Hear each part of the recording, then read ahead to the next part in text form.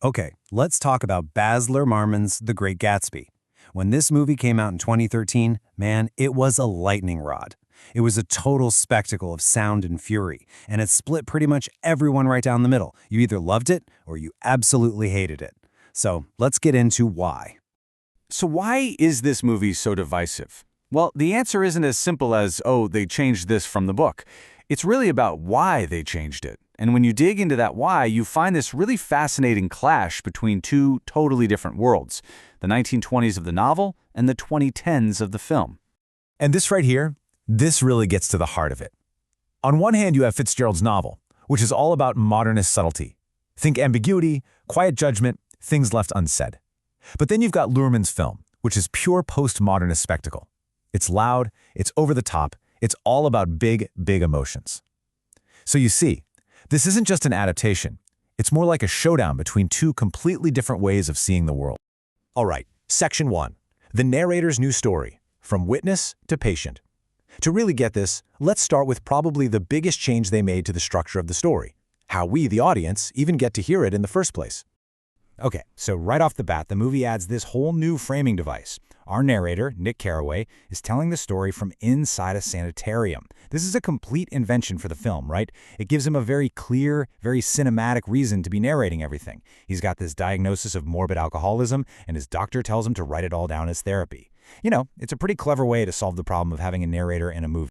And what this does is create a really clean, step-by-step logic that totally works for a film audience. You have the trauma of what he witnessed, that leads to his breakdown and diagnosis, which in turn leads to the narration, the story he writes. It's simple, it's direct. But, and this is a big but, that neatness comes at a price. It completely changes who Nick is and what the story is actually about. And here's the key. This is the crucial shift. The story morphs from this really complex moral puzzle into what's basically a therapeutic confession. Think about it. Instead of a narrator trying to make sense of the messiness of the truth, you have a patient who's just looking for emotional closure. All that gray area, all that ambiguity from the book, it gets replaced by the black and white certainty of a medical diagnosis. Okay, let's move on. Section 2. Spectacle versus subtlety, translating style. This is where we get into the film's famous, in-your-face style, and we'll see how it all connects back to this idea of translating a classic story for a totally new audience. So one of the first things you notice is how Luhrmann literally throws the book's words onto the screen. Fitzgerald's actual prose just floats there, right in the middle of the action. It's his way of creating what he called a cinematic poem, constantly reminding you, hey, this all came from a book. It's an attempt to bridge that gap between literature and film. But here's the flip side, the big critique.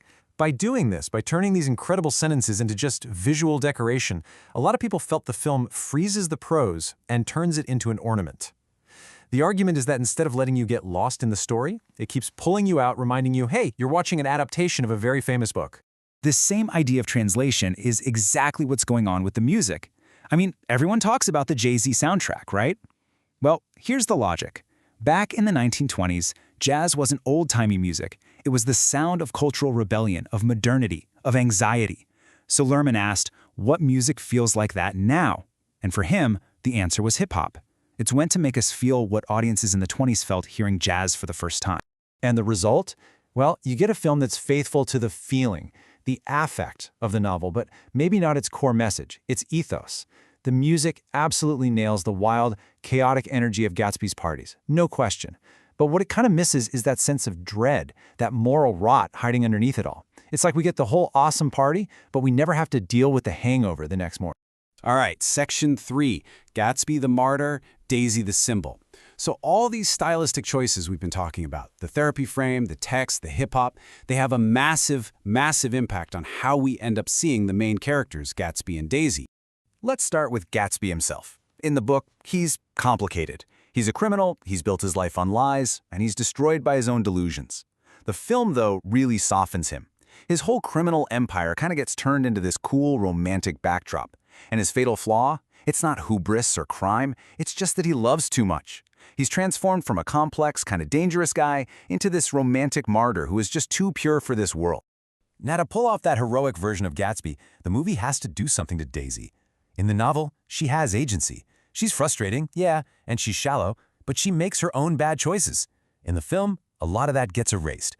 She becomes this fragile, almost passive symbol of Gatsby's quest. Her complexity is sacrificed to make her a more straightforward romantic prize, an object of his obsession rather than a full person. So, the big question is, why? Why make all these changes? Why take this subtle, biting critique and turn it into such a massive romantic spectacle? Well, to figure that out, we have to look at when this movie was made.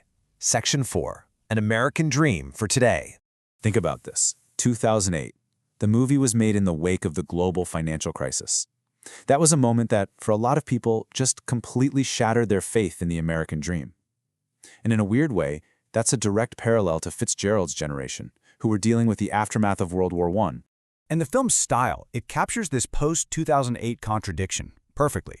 Those parties are just intoxicatingly fun to watch, right? You, the viewer, are invited to just consume all this amazing spectacle, not really to critique it. In fact, any critique gets completely overwhelmed by the celebration.